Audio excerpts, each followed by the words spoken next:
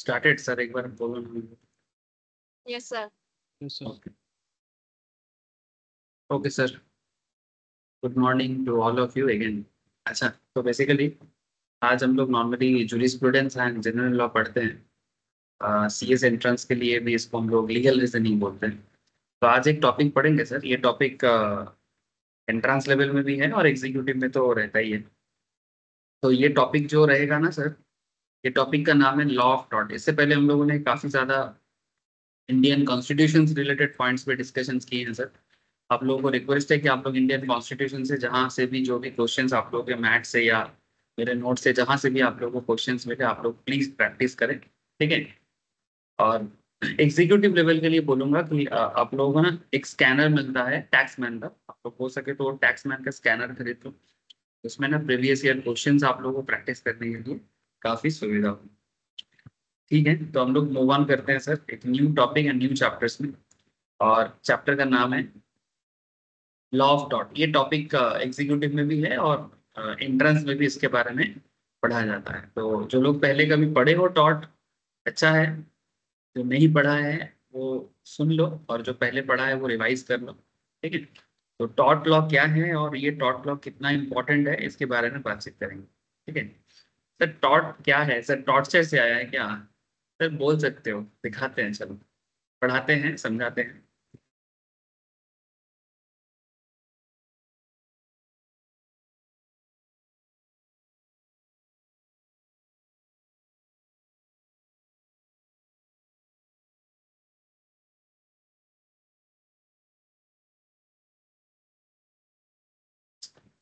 ये सबको screen share है सर?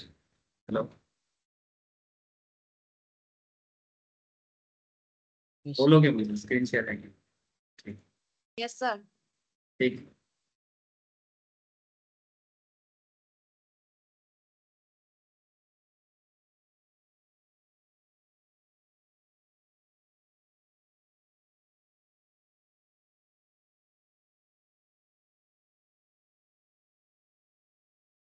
तो टॉट लॉ ना, ये बहुत ही एक इम्पॉर्टेंट लॉ बोल सकते हो।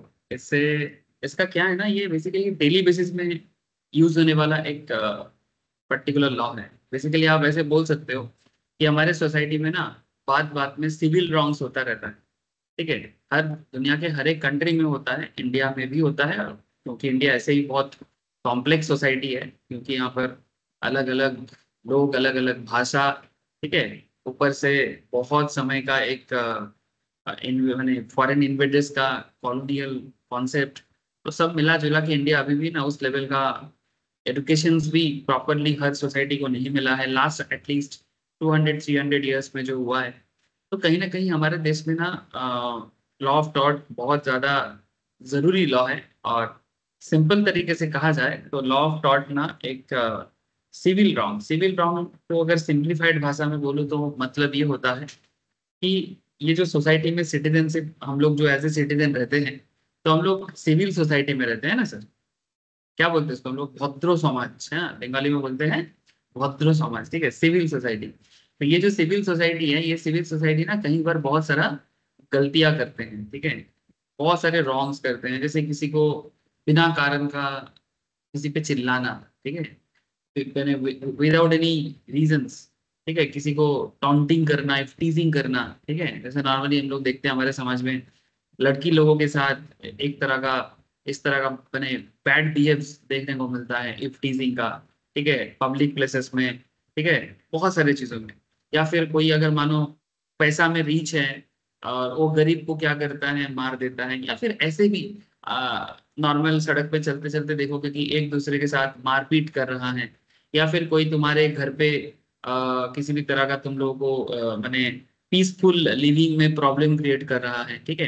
तो ऐसा बहुत सारा चीजें हैं जो ये लॉ ऑफ टॉट डील करता है। लेकिन इसके इसका क्या है ना, इसका ना कोई पर्टिकुलर मैंने ऐसा नहीं है कि लॉ ऑफ टॉट में ऐसा कहीं पर भी नहीं बोला गया है कि ऐसा करने से आपको ऐसा सजा सुनाया जाएगा। क्यों क्यों मैंने पर्टिकुलर सजा क्यों नहीं सुना सकता, उसके पीछे भी एक प्रॉब्लम ये है कि एक्चुअली क्या है ना, समाज में इतना ज्यादा प्रॉब्लम ये सब होता रहता है। कोई किसी को डराता है, धमकाता है, इफ्टीजी करता है, तो घर के अंदर भी टॉर्चर करते हैं, ठीक है, इवन अपने लोग भी अपने लोगों को टॉर्चर करते हैं, ऐसा भी चीजें देखा जाता है। तो ऐसे प्रॉब्लम में तुम किस किस को पकड़ोगे और किस किस को सजा सुनाओगे, ठीक है, और कितना सजा सुनाओगे? तो ये सब बहुत ही चिंताजनक सिचुएशन हो जाता है सर, कि इतना ज्यादा मैंने टेंशन वाला बात हो जाता है कि हम लॉयर या जज जो है वो किसी को भी किसी तरह का पेनल्टी करे तो कैसे करेगा, तो ये उनके लिए चिंता है। मैं चलो आपको कुछ आइडिया देता हूँ। Tort law governs the remedies of civil wrongs. Basically civil wrong जो भी होता है उसका रेमेडी जो है वो लॉ ऑफ टॉर्ट ढूंढता है, ठीक है, ये सिंपल मतलब है इसका। ए person is liable for the wrongful act. A person is liable for the wrongful act, ठीक है, जो गलती करेगा उसे सजा तो भुगतना पड़ेगा। बहुत अच्छा बात है सर, गलती जो करेगा उसको तो सजा जरूर भुगतना चाहिए, ठीक है, लेकिन ये सजा सुनाना इतना आसान है क्या? सर आसान नहीं है। समाज में बड़े बड़े प्रॉब्लम का सोल्यूशन नहीं मिल रहा है अभी तक, अगर आप प्रॉपरली ख्याल करो समाज की तरफ देखो, ठीक है, बड़ा से बड़ा प्रॉब्लम भी समाज में दिक्कत बन रहा है। कंट्रोवर्शियल पॉइंट्स आ जाएगा सर बीच बीच में, मैं अपने आप को रोक नहीं पाता, क्योंकि इतना मैंने कंजर्वेटिव वे में मैं टीचिंग नहीं करा सकता, इसलिए बीच बीच में ना ऐसा वैसा बात आ जाता है जो थोड़ा सा साउंड ऐसा लगता है कंट्रोवर्शियल है, बट ठीक है, क्योंकि मेरा टॉपिक भी मेरे सामने ऐसा ऐसा आता है ना, मैं अभी अपने आप को रोक नहीं पाता। चलो कोशिश करेंगे कि कम कंट्रोवर्सी करने का। तो tort law governs the remedies of civil wrongs. A person is liable for the wrongful act whether done accidentally or intentionally, okay?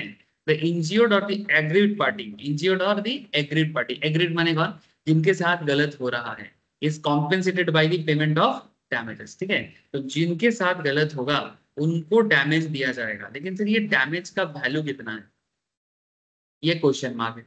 कितना डैमेज दिया जाएगा सर, ये जज डिसाइड करेगा, ये पहले से बोलना मुश्किल है। जज will decide in a different scenario, जज डिसाइड करेगा इन अ डिफरेंट सिनारियो, ये पहले से बोल पाना बहुत मुश्किल है। डैमेजेस में include compensation for loss of property, किसी का प्रॉपर्टी तोड़ताड़ कर देना, है ना, किसी का भी, ठीक है, मानो आप सड़क में जा रहे हो, किसी का गाड़ी तोड़ दिए, ठीक है, ऐसे होते हैं ना रास्ते में, एक गाड़ी वाला दूसरे गाड़ी वाले को ठोक देता है, ठीक है, वो लोग अलग बात है कि वो लोग अपने बीच में ही सब सुलझ लेता है, क्योंकि हर बात के लिए हमारे देश में तो इतना सुविधा नहीं है कि हर छोटा छोटा चीज में हम पुलिस के पास जाए, या पुलिस भी आके प्रॉब्लम को सॉल्व करे, या फिर डैमेज का कॉन्सेप्ट करे। लॉ इज देयर, लेकिन लॉ का पालन नहीं होता है, इसका मेन रीजन है मैंने too much population and too much क्या बोलेंगे सर, लैथर्जी इन वर्क, ठीक है, मैंने एग्जीक्यूशंस नहीं है। पुलिस को काम दिया जाता है अपना काम, मैं ट्रैफिक का बात कर रहा हूँ, क्योंकि जब मैं गाड़ी ठोकने का बात किया, ठीक है, आप देखोगे हम लोग के नॉर्मल रोड में, ठीक है, कोलकाता में तो बहुत ज्यादा दिखता है कि एक गाड़ी चल रहा है, पीछे से दूसरा गाड़ी आके उसको मार दिया। अच्छा भाई क्यों मारेगा पीछे से, तुमको क्या दिक्कत था, तुम पीछे से किसी और दूसरे गाड़ी को क्यों मारोगे? पैसेंजर रहता है गाड़ी के अंदर, एक बस, दोनों बस अपने बीच में रेस करता है कि कौन डेस्टिनेशन में जल्दी पहुंचेगा। भाई क्यों? एक्चुअली डेस्टिनेशन में पहुंचने का रेस नहीं है, पैसेंजर लेने का रेस है। क्या इतना भीड़ में पैसेंजर नहीं मिलता?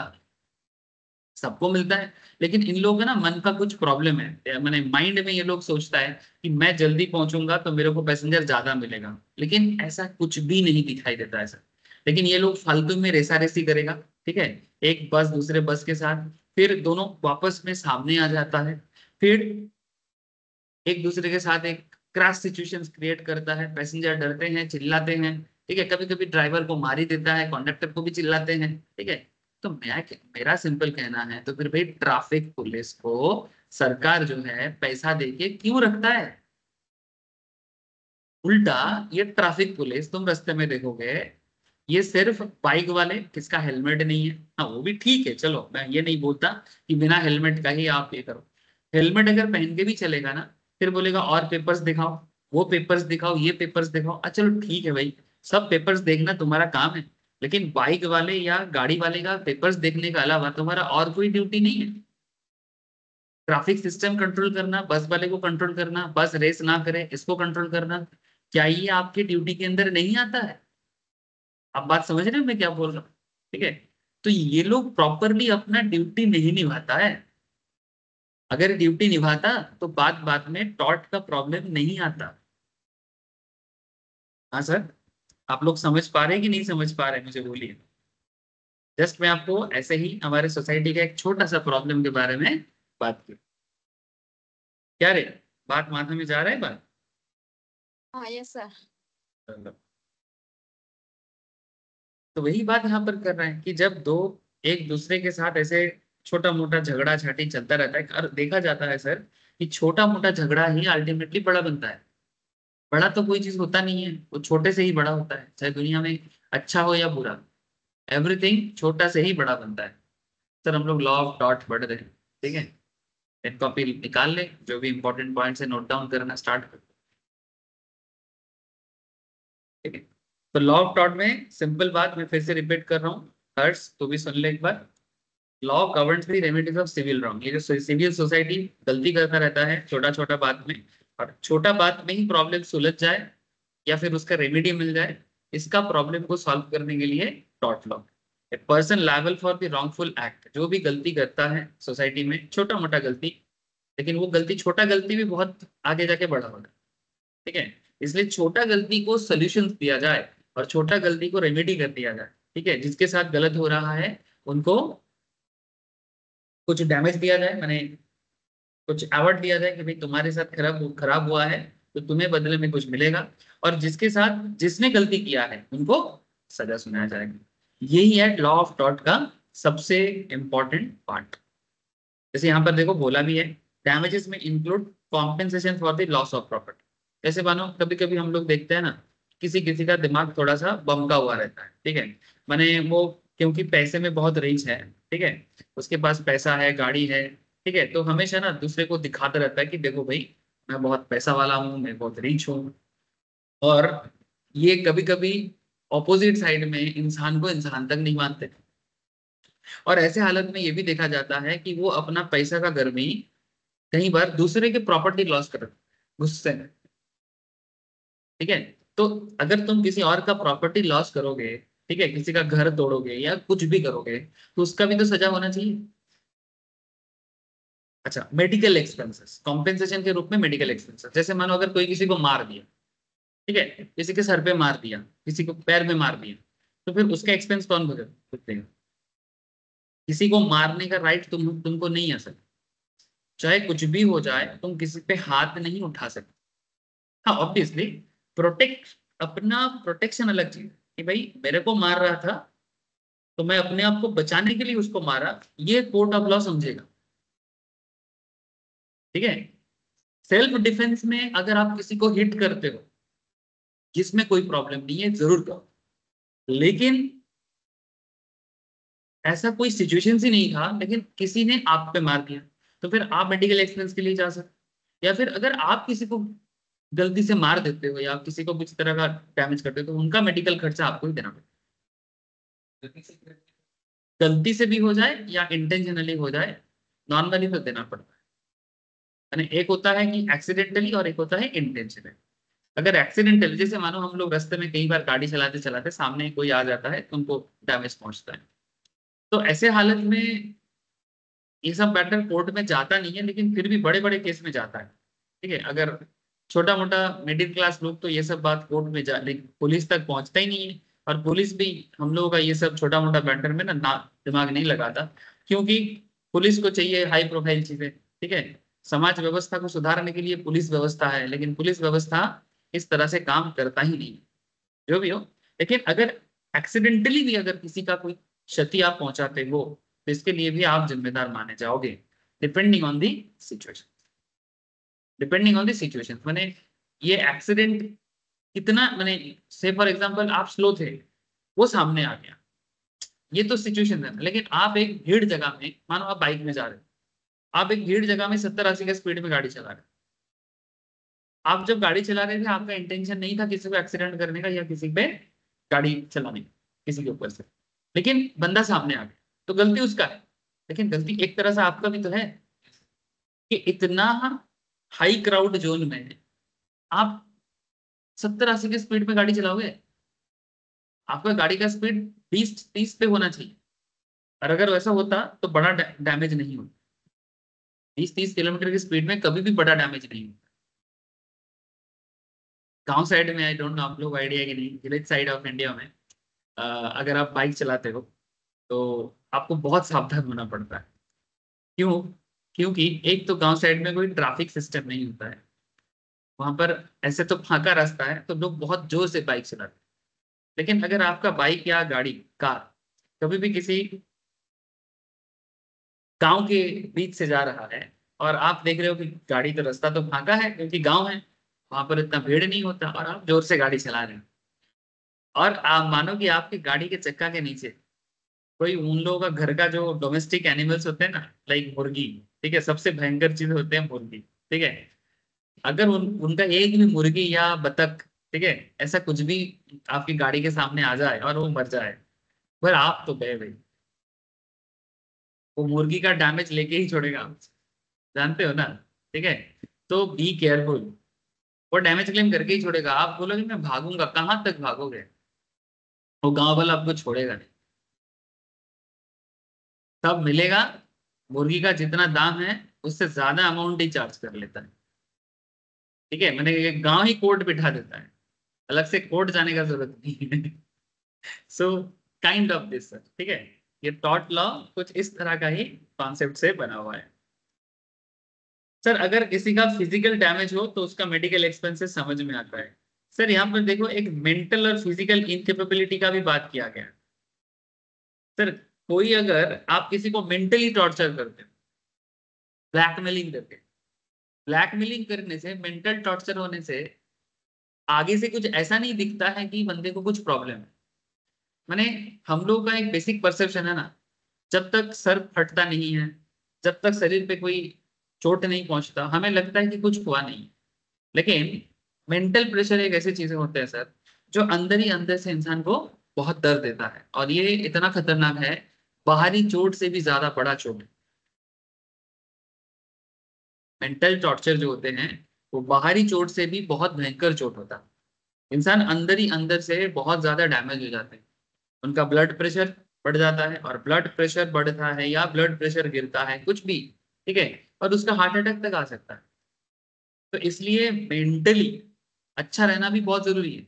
लेकिन अगर कोई किसी को मेंटल टॉर्चर दे रहा है तो वो भी टॉर्ट ऑफ लॉ में काउंट किया जाएगा, और उसके लिए भी लॉ ऑफ टॉर्ट रेमेडीज ढूंढेगा, और जो मेंटल टॉर्चर किसी और को दे रहा है उनको सजा देने के बारे में जरूर बात करेगा।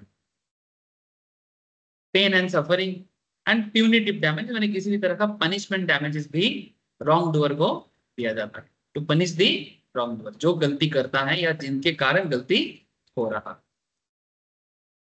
Most of the claims that arise under civil suits, except contractual claims, are governed by the tort law. The intention of the tort law is to provide relief from wrongful acts or others through monetary compensations.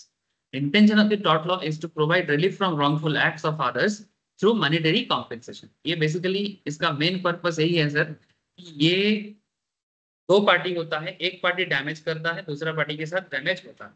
तो जो party damage करता है वो damage करना कम करे, ठीक है, इसलिए क्या बोला, most of the claims that arise under civil suits except contractual claims को छोड़ के are governed by the tort law. अगर कॉन्ट्रेक्चुअल क्लेम होगा तो वो बिजनेस लॉ में जाएगा, ठीक है।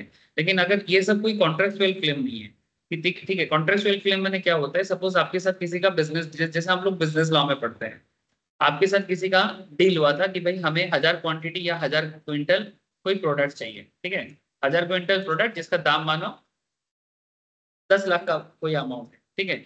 अब आपको बोला गया था कि भाई 10 दिन के अंदर आपको ये डिलीवरी कर दिया जाएगा, लेकिन बंदा ने 10 10 लाख का जो अमाउंट का डिलीवरी है आपको टाइम पे नहीं किया, इसलिए आपका बिजनेस में लॉस हुआ। तो ये जो लॉस आपका है, ये लॉस तो कॉन्ट्रेक्चुअल प्रॉब्लम के कारण हुआ है। आपने कॉन्ट्रैक्ट किया था और वो कॉन्ट्रैक्ट टाइम पे नहीं हुआ, वो ब्रीच कर दिया, जिसके कारण आपका 10 लाख का जो प्रोडक्ट आपको खरीद के बेचना था, मे भी आपका 2 लाख का लॉस हो गया, जो सफर 2 लाख लॉस।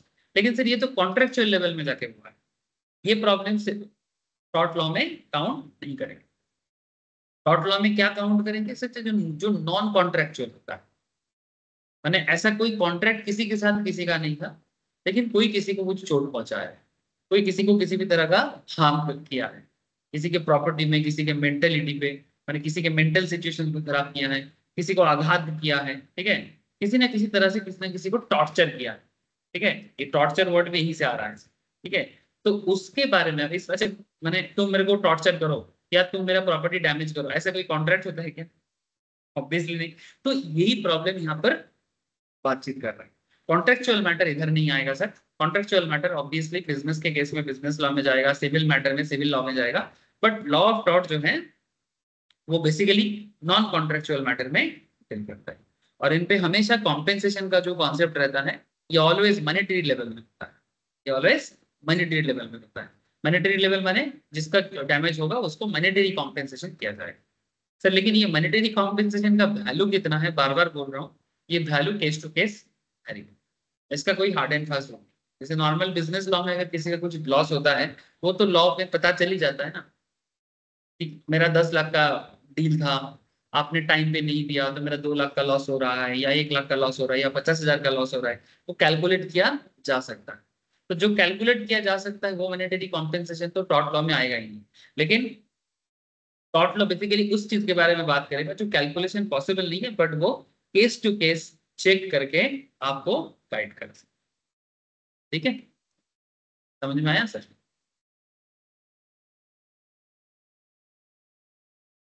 ये सर बोलो, ऑनलाइन में समझ में आ रहा है ना आप लोगों को? Yes, hello, sir. क्या रीना को, आरजू, श्रेष्ठा, आयुष, हम लोग समझ नहीं पा रहे हो क्या? समझ रहे हैं sir. Yes.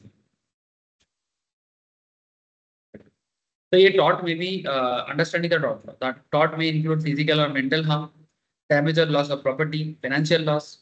So on examples of harms include loss of past और फ्यूचर इनकम।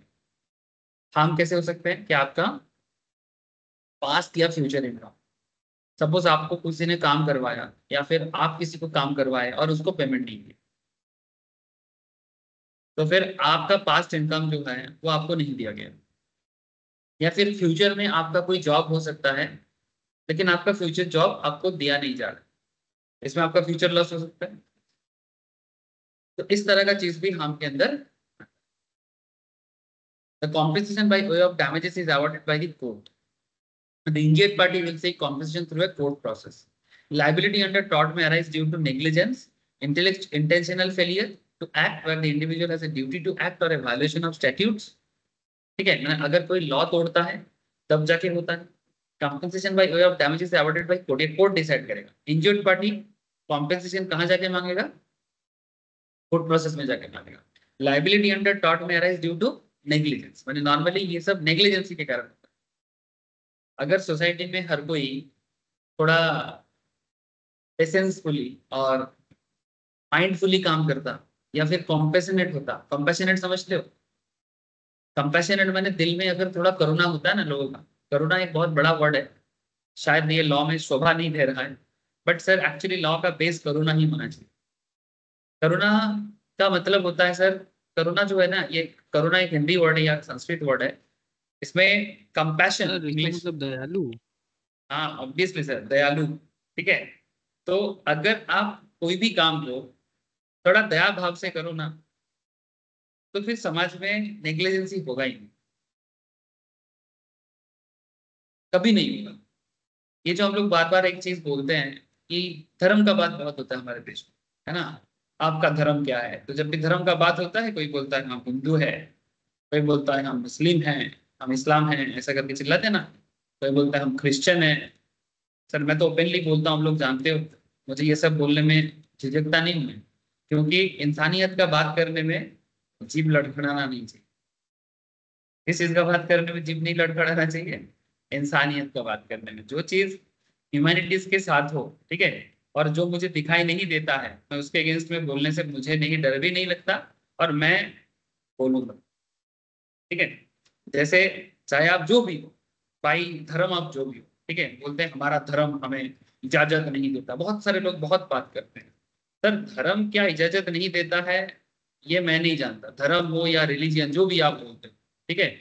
इसमें और भी रिलीजन का नाम मैं लिख सकता हूँ, बुद्धिज्म भी लिख सकता हूँ, सिखिज्म भी लिख सकता हूँ, सब आ जाएगा सर, ठीक है। सब हम लोग नॉर्मली जनरली क्या बोलते हैं, धर्म। सर हर धर्म का बेस क्या होना चाहिए जानते हैं या क्या होता है एक्चुअली? जो ओरिजिनल में धर्म होता है, चाहे कोई भी उस धर्म का मैंने दुनिया भर में फैलाया हो, ठीक है। जैसे इस्लाम का जो मोहम्मद साहब ने फैलाया, हजरत मोहम्मद साहब, ठीक है। बुद्धिज्म का गौतम बुद्धा देव ने फैलाया, ठीक है।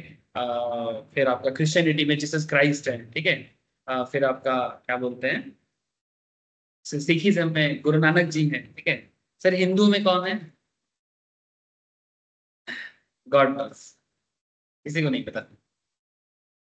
हिंदू रिलीजन का जो कौन इसका माने सृष्टा है, कौन इसको फैलाया है, इसके बारे में कोई प्रॉपर ऐसा नहीं है कि इन्होंने किया उन्होंने किया, ऐसा नहीं है, ठीक है। हाँ एक्चुअली ये इतना पुराना है, इसीलिए इसको बोलता है सनातन। और ये मैं नहीं बोल रहा हूँ, ये वर्ल्ड का दुनिया भर का रिसर्च यही कह रहा है कि हिंदुइज्म का जो कॉन्सेप्ट है ये बहुत पुरातन है, बहुत पुरातन है और बहुत ज्यादा पुरातन है। इसलिए इसका एक्चुअली किसके तरफ से ये चीज आया था, कृष्ण भगवान, शिव जी, माता जी माने दुर्गा माता, या फिर बाद में कोई शंकराचार्य या फिर कोई मॉन्क, ऐसा अलग अलग टाइम पे अलग अलग लोगों ने हिंदू धर्म का जो कॉन्सेप्ट है उसको री वैलिडेट करने का कोशिश किया है। बट इसका शुरुआत कब से है या वेद कब से है, इसके बारे में कोई प्रॉपर ठोस पॉइंट तो आता नहीं है। क्योंकि अगर जब भी हिंदुइज्म का बात होगा तो फिर कृष्ण भगवान का जन्म, शिव जी का बात, या फिर माता दुर्गा माता का बात, शक्ति का, ये सब चीजों जब प्रमाण मांगा जा रहा है, या राम जी के बारे में अगर बात किया जाए, तो ये सब मोर देन 7,000 10,000 ईयर्स है। इवन कार्बन डेटिंग करके भी पाया गया है। तो इसलिए इवन नासा साइंटिस्ट भी, या फिर जो आर्कियोलॉजिकल साइट्स में अलग अलग, जैसे मैं कुछ दिन पहले देख रहा था कि शक्ति का अभी दुर्गा माता का पूजा हुआ, तो मैं चेक कर रहा था कि माता का सबसे पहले प्रमाण क्या मिला है। तो माता का प्रमाण तो बहुत है, तो माता का लेकिन प्रमाण माने हम लोग एक चीज किताब में पढ़ते हैं कि ये यहाँ पर बोला गया है, लेकिन किताब से भी ज्यादा इंपॉर्टेंट है कि हिस्टोरिकली क्या मिलता है। यानी कुछ पत्थर, उस पत्थर में कुछ स्कल्पचर्स होता है ना सर, इससे पता चलता है कि बच्चे ऐसा चीज हुआ है, ऐसा चीज हो सकता था। तो कितना दिन पहले था, किसने किया था? तो मध्य प्रदेश में दुर्गा माता का एक मूर्ति बहुत सारा मिला है, जो जो पत्थर के अंदर डाला गया है। तो दुर्गा माता का वो मंदिर माने जो मूर्ति है, और वहां का लोग जो उसको पूजते थे, तो उस पत्थर का कार्बन डेटिंग किया गया है। जो रिसेंट एकदम सबसे अपडेटेड है, वो कार्बन डेटिंग करके पता चला कि 10,000 बीसी है। कितना है? 10,000 बीसी। माने आप बोल सकते हो कि ड्यूरिंग जुरासिक पार्क एरा, माने जब डायनासोर होता था सोसाइटी में, तब नॉर्मल ह्यूमैनिटीज का कोई बात, नॉर्मली ऐसा कहा जाता है कि जब डायनासोर था तब ह्यूमन नहीं था। और कार्बन डेटिंग करके पता चल रहा है कि वो शक्ति का जो, शक्ति माता का जो पूजा का जो कॉन्सेप्ट है, वो 10,000 बीसी का, मोर देन दैट। इसलिए हिंदुइज्म का जो कॉन्सेप्ट है ये कितना प्राचीन है, ये साइंटिस्ट भी ठीक से बोल नहीं पाते। चलो जो भी हो, मैं मान के चलता हूँ, अगर बोल भी नहीं पाता तो क्या फर्क पड़ता है, लेकिन कोई तो है, या किसी ना किसी तरह से तो आया है, ठीक है, जो भी हो। लेकिन हर धर्म का आधार क्या है? कंपैशन।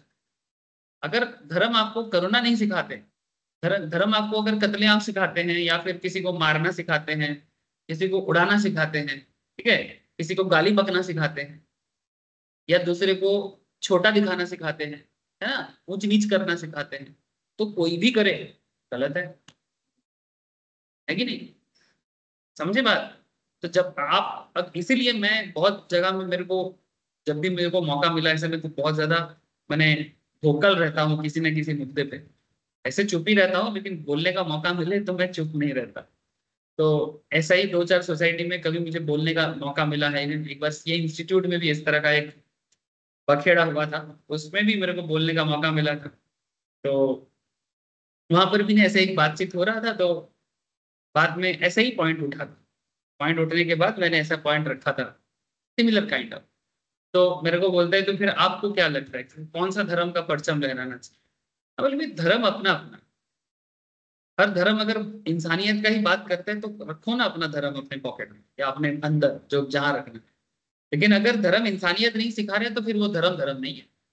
सिंपल बात है। अगर कोई पर्टिकुलर धर्म में इंसानियत नहीं जाग रहा है अंदर से तो फिर धर्म में खोट है, या फिर आपको धर्म पता नहीं है शायद। अब हर तरह का किताब तो मैं पढ़ने नहीं जाता हूँ, लेकिन मुझे जरूरत भी नहीं लगता। मुझे नहीं लगता मुझे हर धर्म धर्म ग्रंथ पढ़ना चाहिए, कोई जरूरत नहीं। क्यों नहीं है? क्योंकि हर चीज का एक ही तो कॉन्सेप्ट है, ये सारा चीज तो इंसान के लिए बनाया गया है। तो अगर इंसान के लिए बनाया गया तो इंसानियत सिखाया जाएगा। तो अगर कोई चीज, कोई पर्टिकुलर धर्म ग्रंथ, अगर मैं क्या बोल रहा हूँ कि हर, मुझे ऐसा लगता है कि हर धर्म का धर्म ग्रंथ इंसानियत ही सिखाएगा। लेकिन अगर कोई धर्म ग्रंथ सीखने पढ़ने के बाद आपके दिमाग में ऐसा कुछ जहर फैल रहा है कि नहीं, सब बांटो और टूट जाओ और तोड़ दो, अगर ऐसा है तो फिर वो धर्म नहीं है। इतना समझने के लिए पीएचडी करने का जरूरत नहीं। क्या समझे सर? इसके लिए कोई स्कॉलर भी होने का जरूरत नहीं होता। ठीक है, तो इतना तो मैं समझ सकता हूँ। इतना मैं क्यों, कोई भी समझ सकता है अगर वो खुले दिल से समझे। अगर दिल को बंद करके या दिमाग को बंद करके समझना चाहेगा तो कोई किसी को समझा नहीं सकता दुनिया में। ठीक है, इसलिए सबसे बड़ा धर्म इंसानी धर्म ही होता है, ह्यूमैनिटीज होता है। बाकी आपको जिस अल्लाह में, जिस गॉड में, जिस भगवान में भक्ति आता है करो ना भक्ति। डिवोशन तो कर ही सकते हो। डिवोशंस में क्या है, अगर अच्छा चीज सिखा रहा है तो। अगर सीखने को अच्छा कुछ नहीं मिल रहा है छोड़ो, ढूंढो दूसरा ढूंढो। अगर मैं अच्छा टीचर नहीं हूँ छोड़ दो, कोई और टीचर ढूंढो। सिंपल बात है ना। या फिर आप किसी जगह में कुछ चीज सीखने जा रहे हो, सिखा ही नहीं, सीखने को नहीं मिल रहा है, या फिर आपका कॉन्फिडेंस ग्रो नहीं हो रहा है, तो फिर आपको नया कुछ ऑप्शन ढूंढना चाहिए कि नहीं चाहिए? आया ना। बस इतना तो बात है। हाँ, अगर आप उस चीज को पहले डेडिकेशन के साथ कर रहे हो कि नहीं कर रहे हो ये बड़ी बात है। आप डेडिकेशन नहीं दे रहे हो, एक बार इधर एक बार उधर करोगे, ऐसा कोई फायदा नहीं। किसी भी चीज को डेडिकेशन के साथ करना चाहिए। डेडिकेशन देने के बाद भी अगर आपको लग रहा है कि still I am confused, then only you have to shift from that particular. है ना, आपने डेडिकेशन नहीं दिया और पहले ही शिफ्ट आउट करने का बात कर रहे हो, तब तक गड़बड़ है। चलो, तो मैं ये सारा बात क्यों किया, क्योंकि यहाँ पर एक नेग्लिजेंस का बात आया था। आप बोलोगे सर नेग्लिजेंस क्यों? लाइबिलिटी इन द टॉर्ट में अराइज ड्यू टू नेग्लिजेंस। आप बोलो नेग्लिजेंस में, नेग्लिजेंस बेसिकली इसीलिए होता है कि क्योंकि हम लोग अगर इंसानी धर्म पालन करते हैं ना तो नेग्लिजेंस बहुत रेयर होता है ना। अगर मेरे हमारे मन में हमेशा रहता, इंसान के मन में, कि हम किसी और को चोट नहीं पहुंचाएंगे, किसी को लूट के हम नहीं खाएंगे, सबको अपना अपना हक का खाने देंगे। आप समझ रहे हो मैं क्या बोल रहा हूँ? तो फिर नेग्लिजेंस होता ही नहीं। किसी को तोड़ के मुझे आगे नहीं बढ़ना है, मैं अपना आगे बढ़ूंगा, कोई और आगे बढ़ रहा है उसको बढ़ना है, सब अपने अपने मेहनत से जाएगा। किसी को नीचे गिरा के मुझे आगे नहीं बढ़ना है। कोई बोलेगा सर दुनिया तो ऐसा नहीं है, हमेशा किसी को गिरा के ही ऊपर उठना पड़ता है। सर आई डोंट नो, मुझे ये थ्योरी समझ में नहीं आता। किसी को गिरा, उठने के लिए किसी को गिराने का क्या जरूरत है? अगर आपको उठना आता है तो आप उठो ना। हाँ सर, मानो आप रन में पार्ट लिए हो, रन समझते हो ना, बचपन में दौड़ का प्रतियोगिता नहीं होता था, रन कंपटीशन या मैराथन जो भी हो, तो उसमें अगर आप पार्ट लेते हो तो आप सबको ही रन करते हो। तो रन करने के टाइम पे देखना, उसमें ना ऐसा कुछ लोग होते थे, मैं देखा था, मुझे भी बचपन में थोड़ा एक्सपीरियंस है, कि कुछ ऐसे बच्चे लोग होते थे जो ना ऐसे अपने नी से रन के टाइम पे दूसरे लोगों को ना आगे सामने नहीं आने देता बेसिकली। वो ऐसा गोता मारता है, ठीक है, नी से। तो वो तो डिस्क्वालीफाई हो जाना चाहिए। हाँ या ना? मैंने बेसिकली उसका अप्रोच ऐसा है कि हम तुमको गिरा के आगे बढ़ेंगे। लेकिन रन तो तुम अपने पैर में दौड़ोगे, अपने शरीर के स्टेमिना में दौड़ोगे। तो तुम अगर ज्यादा जल्दी दौड़ सकते हो तो तुम दौड़ के फास्ट होगे, इसके लिए किसी और को गिराने का क्या जरूरत है? लेकिन कोई बोलेगा नहीं सर आप नहीं समझ सकते, समाज बहुत कॉम्प्लेक्स हो गया है, आज के डेट में दूसरे के छाती पे पैर रख के ही आगे बढ़ा जा सकता है। कोशिश करके देखो क्या मिलता है। दूसरे के छाती पे पैर रख के आगे जरूर बढ़ सकते हैं, लेकिन एक बार कोशिश करके देखो कि क्या मिलता है जिंदगी में। समझ रहे सर?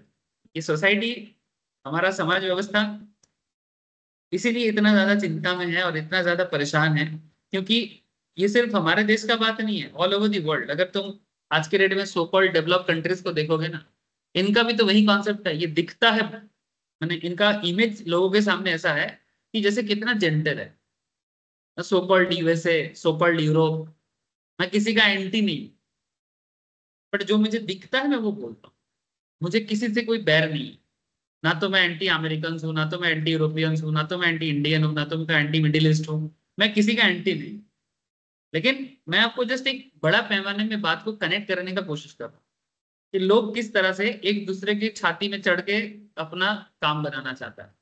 अगर तुम अमेरिका को देखो, आज तक वर्ल्ड पॉलिटिक्स में अगर तुम थोड़ा रिसर्च करोगे, ये जो मिडिल ईस्टर्न प्रॉब्लम है, मिडिल ईस्ट में जो एक दूसरे के साथ दंगा मारपीट है, ये सब प्रॉब्लम यूरोपियंस ने करके गया है।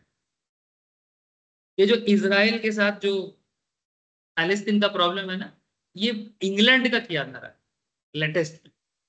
ये पार्टीशन करना, ये करना, वो करना। ये जो इंडिया के अंदर जो पाकिस्तान बांग्लादेश बना है, ये भी ब्रिटिश का किया जा रहा है। चीन के साथ जो हांगकांग का प्रॉब्लम है, ये भी ब्रिटिश का किया जा रहा है। मिडिल ईस्ट में जो तेल को लेके मारपीट है, इराक, ईरान, सब एक दूसरे के साथ मारता फिरता है। आईएसआईएस, सीरिया, लियोनी, लेबनान, सब एक दूसरे के साथ। ये तुम अगर वर्ल्ड वाइड देखोगे प्रॉब्लम, ये सब बड़े बड़े कंट्रीज का अपना खेल है।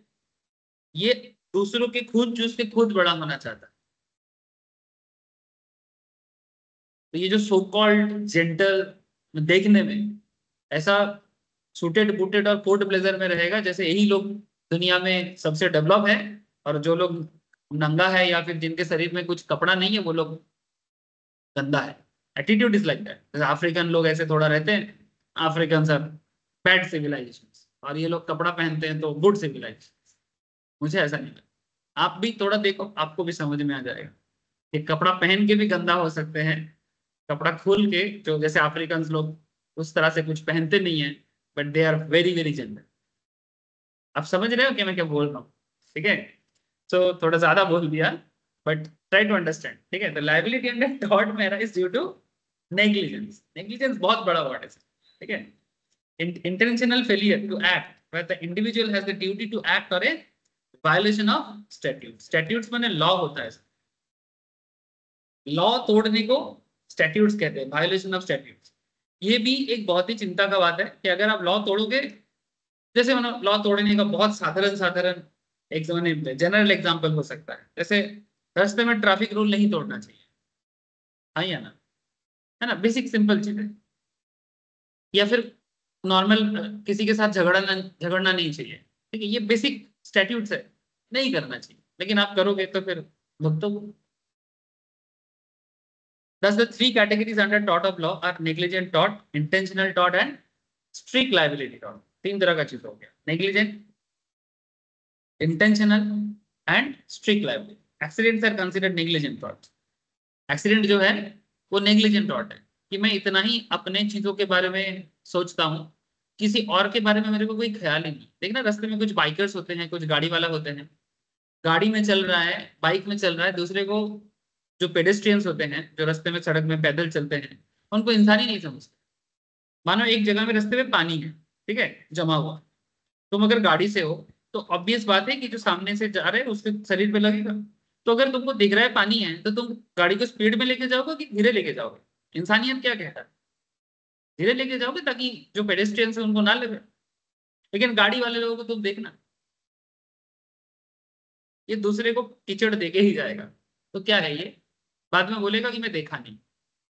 एक्चुअली इंसान अपने चीजों में इतना ज्यादा बहका हुआ है कि वो सिर्फ खुद के बारे में सोचता है। अब मे भी मैं साउंड कर रहा हूँ ऐसा जैसे कि कोई स्पिरिचुअल गुरु जैसा बात कर रहा हूँ, बट एक्चुअली मैं स्पिरिचुअल गुरु जैसा बात नहीं कर रहा हूँ। स्पिरिचुअल गुरु बनना आसान चीज नहीं है, और मैं, मेरा इतना ना तो ज्ञान है और ना ही मेरा इतना दम है। लेकिन मैं जो करने का कोशिश कर रहा हूँ कि वो जो लॉ में जो चीजें लिखा हुआ है, लॉ में जो चीजें लिखा हुआ है, मैं उसका साधारण मतलब निकाल रहा हूँ। जैसे यहाँ पर बोले accidents are considered as negligent tort. तो नेग्लिजेंट टॉर्ट क्यों बोला जाए? क्योंकि ये नेग्लिजेंस के कारण ही होता है। और नेग्लिजेंस क्यों होता है? क्योंकि कोई किसी के बारे में सोचता नहीं है, सब अपने बारे में सोचता है और फिर बाद में बोलते ओहो हो सॉरी सॉरी मैं देखा नहीं। ज्यादातर केस में ही ना, रास्ते पे चलते चलते तुम किसी को धक्का देके चले जाओगे, सॉरी सॉरी, अरे भाई देख के चलो ना। तुम सावधान चलते चलने के टाइम पे सावधानी क्यों नहीं देते हो कि भाई मैं चल रहा हूं ताकि मेरे कारण किसी को असुविधा ना हो? ऐसा फीलिंग आना चाहिए कि नहीं आना चाहिए? फिर भी कभी कभी देखो, इतना करने के बाद भी कभी कभी प्रॉब्लम क्रिएट होता है, यानी ख्याल रखने के बाद भी प्रॉब्लम होता है, लेकिन अगर ख्याल रखा जाए तो प्रॉब्लम कम होगा। हाँ या ना? Theft is an example of intentional dot. चोरी इंटेंशनल, मुझे पता है चोरी करना गुनाह है फिर भी मैं करूँ। दुनिया भर के देशों में, दुनिया भर के समाज में चोरी किसी को बताने का जरूरत नहीं पड़ता कि ये चोरी है। दूसरे का चीज बिना बोल के लेने को चोरी ही बोलते हैं। हाँ या ना? चोरी गलत है, ये फीलिंग्स ना अंदर में लोगों को ऐसे ही गिल्ट आ जाता है, लेकिन फिर भी हम करेंगे क्योंकि हम आदत से बंद है। आदत बंद हो जाते हैं ना, मैंने चोरी करने का आदत जैसा हो जाता है। अरे भाई मैं तो जिंदगी भर चोरी किया हूँ, मेरे को चोरी छोड़ के कुछ समझ में ही आता नहीं। मेहनत करके खाया कैसे जाते हैं मेरे को नहीं पता, मैं चोरी करके ही खाऊंगा। कुछ लोग देखना रास्ते में भीख मांगते रहते हैं, भीख मांगना एक आदत है, मजबूरी नहीं। समझ रहे हो सर? भीख मांगना मैंने वो अपने आप को भिक्षावृत्ति में ही रखा है। एक तरह का भिक्षावृत्ति अलग होता है जिसमें आप एक स्पिरिचुअल पथ में होते हो और आप स्पिरिचुअलिटी गेन करने के लिए, जो हमारे भारतीय समाज में पुराने दिनों में चलता था, आज भी कुछ लोग करते हैं कि स्पिरिचुअल पथ में होने के लिए आप साधना करते हो तो आप कोई काम नहीं कर पाते, क्योंकि उसमें आपको मैक्सिमम टाइम भूखा रहना पड़ता है और कभी कभी शरीर को बचाने के लिए खाना पड़ता है, जैसे गौतम बुद्ध ने किया था। ठीक है? ऐसे और भी स्पिरिचुअल गुरुज ने किया था। उसको उसका एक अवस्था होता है, उसको समान अवस्था बोलते हैं, जिस अवस्था में एक्चुअली तुमको एनलाइटेनमेंट मिलता है। ये हर स्पिरिचुअल गुरु जरूर किया होगा, तभी जाके वो उस ज्ञान का जो ज्ञान और दुनिया में बांटा है ना, तभी हो सकता है। उसे उस एनलाइटमेंट का जो रास्ता होता है वो मुश्किल होता है। ऐसे हालत में ये लोग कई बार खाने के लिए, भिक्षावृत्ति के लिए जाते हैं और घर घर में जाके बोलते हैं कि थोड़ा खाने का चीज दे दो, चार डाल ऐसा।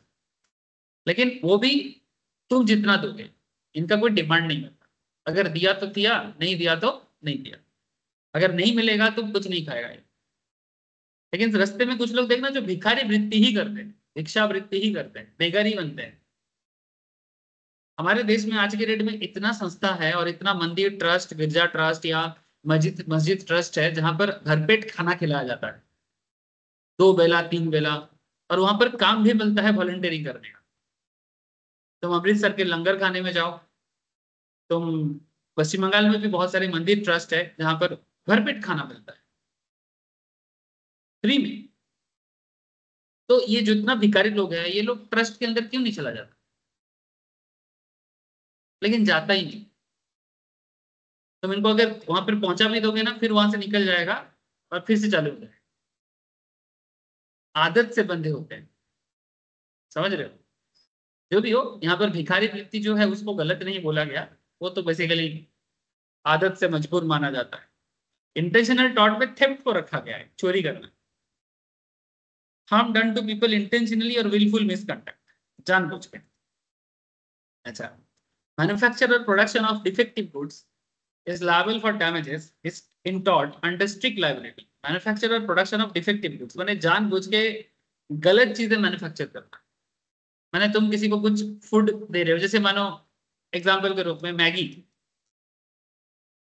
सर इतना बड़ा ब्रांड के बारे में बात करो सर, मैं खुद भी खाता हूँ, आप लोग भी खा के बड़े हुए। मैं भी कभी कभी बारिश के मौसम में नूडल्स के नाम पे मैगी ही मिलता है मार्केट में ज्यादा, मैगी का रोल खाता हूँ। आप लोग भी खाते होंगे ना सर? ये मैगी कंपनी किसका है? नेस्ले का है, यूके बेस्ड एक कंपनी है ये नेस्ले। इसका नाम है, इसका टैगलाइन है गुड टेस्ट गुड लाइफ। पढ़े हो कभी? देखे हो कभी? Good taste good life. तो टेस्ट तो बढ़िया देता है, पर गुड लाइफ है कि नहीं इसमें मेरे को डाउट है। सर मैगी कंपनी को अगर आप देखोगे, ये 2014-15 तक इसके बारे में, 2014 में मैगी को बैन कर दिया गया था एक टाइम पीरियड के लिए। क्यों? इसका जो मैगी मसाला बनता है, इस मसाला में एक मेटल पाया जाता है, जो मेटल अगर जरूरत से ज्यादा मात्रा में खाने पे यूज किया जाए तो वो कैंसरस है। इसका नाम है लेड। लेड बोलते हैं उसको। लेड एक्चुअली टेस्ट एनहांसर का काम करता है, जो नशा भी होता है। इसीलिए बच्चा लोग मैगी के बिना रह नहीं पाता। कुछ भी दे दो, इवन चाउमीन छोड़ के, नहीं हमें मैगी ही चाहिए टिफिन में, क्योंकि वो एक टेस्ट एनहांसर का काम करता है और उससे नशा होता है। और वो एक लिमिटेड मात्रा तक दिया जाना ठीक है, लेकिन अगर वो मात्रा से ज्यादा हो जाए तो वो सीरियसली नशा करता है। और ये सब इन लोगों को केमिस्ट्री में जानते हैं ये लोग, बड़े बड़े टीम है। तो ऐसा करके ये लोग सोसाइटी को बहुत सालों तक लूटा है, आगे भी लूट रहा है। पब्लिक पहले से थोड़ा समझदार बने हैं, और मैगी के ऊपर फूड लाइसेंस कंपनी का थोड़ा सा स्ट्रिक्ट अभी चल रहा है। और इसके कारण ये लोग अभी, जो इनका मैगी का टेस्ट पहले से थोड़ा खराब हुआ है, अगर आप लोग ऑब्जर्व किए हो तो। पहले जो मैगी का टेस्ट आता था, अगर आज से 5 साल 6 साल 10 साल पहले अगर आप खाए हो, अभी जो टेस्ट आता है इट्स नॉट सेम। कभी मैंने फर्क समझ में आया? देखने में समझ में नहीं आएगा, लेकिन खाने में पहले जैसा, ऐसा था ना कि मैगी रोज चाहिए, आजकल लगता है रोज चाहिए। कुछ तो है जो आपको अंदर से समझ में नहीं, मैंने फीलिंग आएगा। जैसे आजकल मैगी एक बार खाने के बाद चलो ठीक है यार, फिर 10-15 दिन 20 दिन कभी खाएंगे। ऐसा नहीं कि रोज चाहिए मैं। लेकिन एक टाइम था जब लोगों को, बच्चा लोगों को या इवन बड़े लोगों को भी मैगी का पूरा लत लगा दिया था। समझ में आ रहा है? तो बेसिकली ये सब क्या जाता है, manufacturer production of defective goods is liable for damages in tort under strict liability. Strict liability torts are concerned with the culpable state of mind of the person doing harm. यानी तुमको पता है तुम गलत कर रहे हो। समझ रहे सर? हाँ, ये सब भी टॉर्ट में ही काउंट किया जाता है। ये बहुत मुद्दा है, पढ़ाते पढ़ाते मेरे दिमाग में। हाँ, ये स्ट्रिक्ट लायबिलिटी आएगा। ठीक है। The individual who commits the act in tort is called टॉर्टफीजर।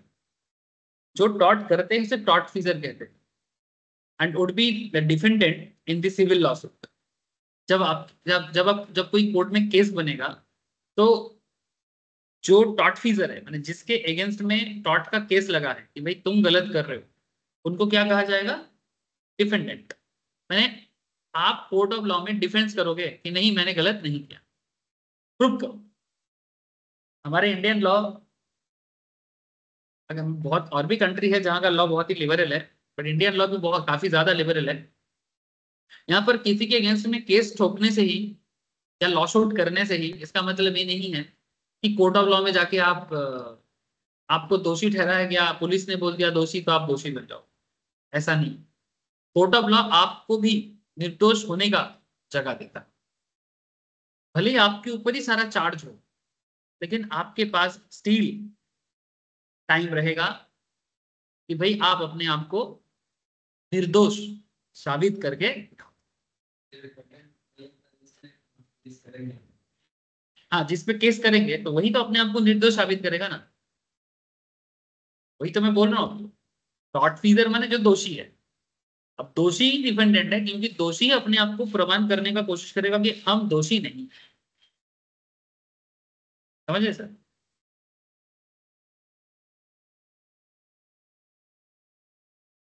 Civil lawsuit involve with the tortious act. जो भी टॉर्ट किया उसने। जैसे यहाँ पर एक केस दिया देखो। In the case dated February 2016, a self driving car made by Google ने एक सेल्फ ड्राइविंग कार बनाया, crashed into a bus in mountain। एक सेल्फ ड्राइविंग कार गूगल ने बनाया था, जो क्रैश कर गया था उन लोगों का गूगल के ऑफिस में कैलिफोर्निया में, crashed into a car in Mountain View में. The car sensed a group of sandbags positioned around the storm drain and diverged into another land to avoid them. मैंने बेसिकली क्या था कि सामने कुछ बालू या सीमेंट का बस्ता था, ठीक है, सैंडबैग्स.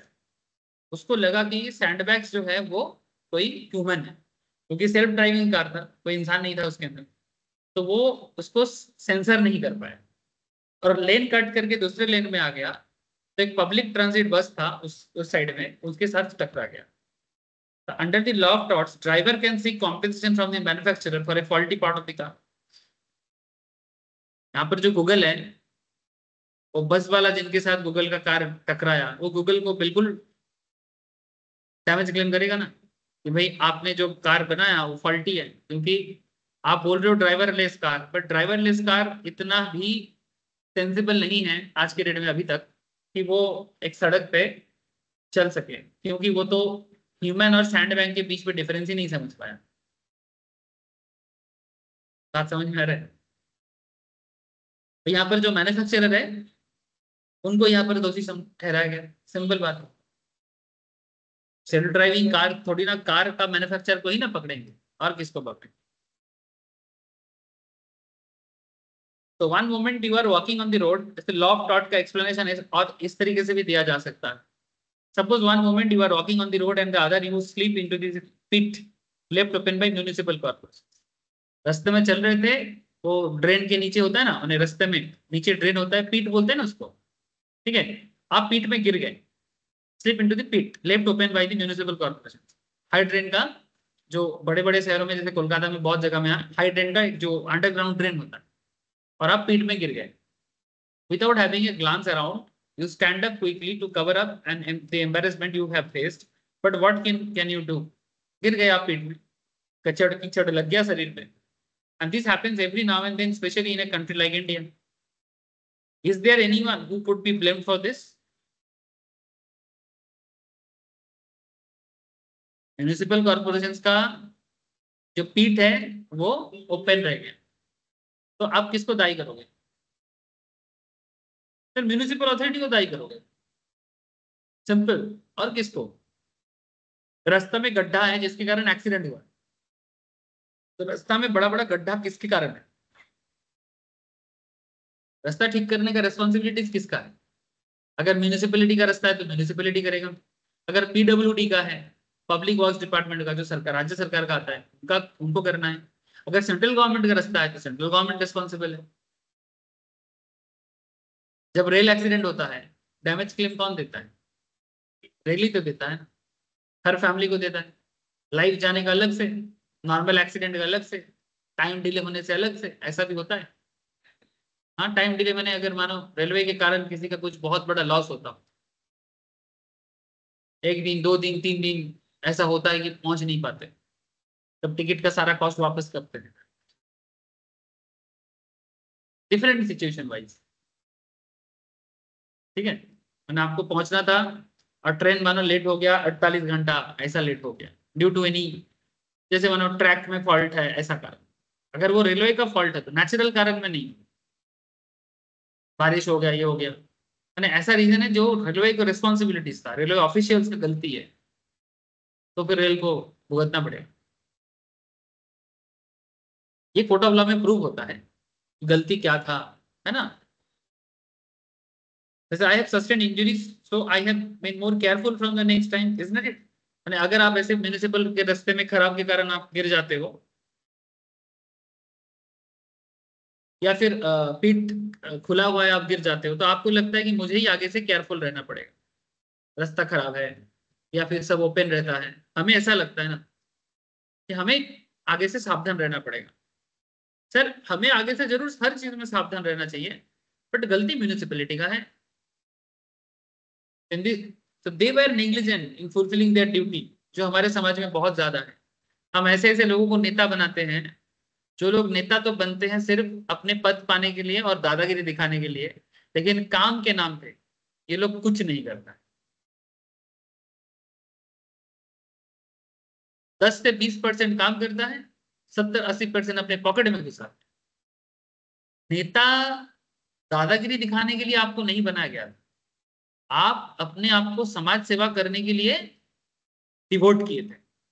हमें लगा था कि भाई आप समाज सेवी हो, तब जाके हम आपको वोट दिए थे और हमारा नेता चुने। नेतागिरी करना कोई प्रॉफिट लॉस का जगह नहीं है, ये बात तो लोगों को समझना चाहिए। ये जो हम लोग राजनीति में देखते हैं ना, पॉलिटिक्स में लोग, पॉलिटिक्स में इसलिए लोग आते हैं, या तो आप वहां पर बहुत नाम कमाओगे और पैसा कमाओगे, यही रीजन है ना। बहुत सारे लोग बोलते हैं लोग राजनीति में क्यों आता है, पैसा कमाने के लिए और नाम कमाने के लिए, ऐसे ही बोलते हैं ना सर। सर ये सोच जो, और ये इसका जो एक्चुअल आइडियोलॉजी है पूरा गलत है सर। ये मैं नहीं बोल रहा हूँ, ये रियलिटी है। राजनीति में आना कोई प्रॉफिट लॉस का जगह नहीं है। राजनीति समाज सेवा के भाव में आना पड़ता है, service to your nation, to your society. बदले में आपको जो मिलता है ना, लाइक अगर आप एक एमपी हो तो आपको रेम्यूनरेशन दिया जाता है, अगर आप एक एमएलए हो तो आपको रेम्यूनरेशन मिलता है। सर वो सम्मान में मिलता है, जैसे भाता कहते हैं, ऑनोरेरियम कहते हैं, सम्मान में दिया जाता है सैलरी जो आपको दिया जाता है। ये इसलिए नहीं कि वो आपका जॉब है, आप कोई किसी के अंडर पे काम करने जा रहे हो, नहीं, आप सरकार का काम करने का जिम्मा लिए हो, आपका कोई बॉस नहीं है, आप समाज सेवी हो। रियलिटी ये है। लेकिन लोग आजकल राजनीति को अपना पेशा बना रहे हैं।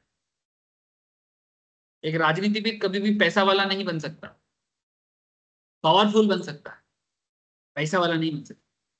पावरफुल मैन उनके पास ताकत है, उनका ऑथोरिटी का ताकत है, वो कुछ भी काम अच्छा कर सकता है समाज के लिए। लेकिन वो पैसा वाला कैसे बने? अपने दम पे अगर कुछ काम करते हैं तो उसके दम पे जरूर बन सकता है, लेकिन सरकारी पैसा उनका नहीं है। ये जो भी ये लोग बड़े बड़े गाड़ी में चढ़ते हैं ना, ये सब तो हम लोगों का दिया हुआ चीज है। इनका घर जो है, अगर ये मल्टी स्टोरेड बिल्डिंग है, नहीं बन सकता। कहाँ से आता है तुमको इतना पैसा? जो तुम्हारा सैलरी है उनसे तुम जो कर सकते हो करो, लेकिन तुम्हारे घर पे 5 स्टार जैसे फैसिलिटीज नहीं हो सकता। इतना पैसा तुम्हारे पास नहीं है सरकारी तौर पे। इसका मतलब तुम पब्लिक का पैसा मार के बनाए। सिंपल है। कोई भी नेता अच्छा नहीं हो सकता अगर वो इस तरह का खर्चा करके दिखा रहे हैं मेरे पास इतना सारा चीज। हो ही नहीं सकता, क्योंकि वो मारा हुआ पैसा है, गारंटी। इसके लिए कोई ऑडिट का भी जरूरत नहीं है, तो आंखों देखी समझ में आ सकता है। आपका सैलरी है 1 लाख का, 70,000 80,000 का, उससे आपका जिंदगी, आपका फैमिली चलेगा, एक स्टैंडर्ड लाइफ चल सकता है, 2 बेला खाना मिल जाएगा, और बाकी सुविधा तो सरकारी लेते हो आप। गाड़ी वगैरह तो आपको सरकार देता ही है, रहने के लिए कभी कभी घर भी देता है। और अगर आप घर अपने घर पे रहते हो, वो अलग बात है। लेकिन आप जो करोड़पति बन जाते हो ना, ये कभी नहीं हो सकता, एटलीस्ट इंडिया। हाँ, आपका पुश्तैनी पैसा है दादा परदादा का, वो अलग बात। आप जमींदार फैमिली से बिलोंग करते हो, अलग बात। जैसे हमारे देश में ऐसे ऐसे लोग हैं, जैसे मध्य प्रदेश का बहुत फेमस, पहले कांग्रेस में था, अभी बीजेपी में आ गया है, राहुल राहुल गांधी का दोस्त था, सिंधिया फैमिली। मध्य प्रदेश का जो राजघराना है उनका फैमिली का सिंधिया, ज्योतिरादित्य सिंधिया। ये अभी करेंटली नॉर्थ ईस्ट का मिनिस्टर बना है, पहले ये एविएशन में था। अभी ज्योतिरादित्य सिंधिया को नॉर्थ ईस्ट मिनिस्ट्री दिया गया है। नॉर्थ ईस्ट बहुत ही नाजुक सिचुएशंस में है, इसलिए।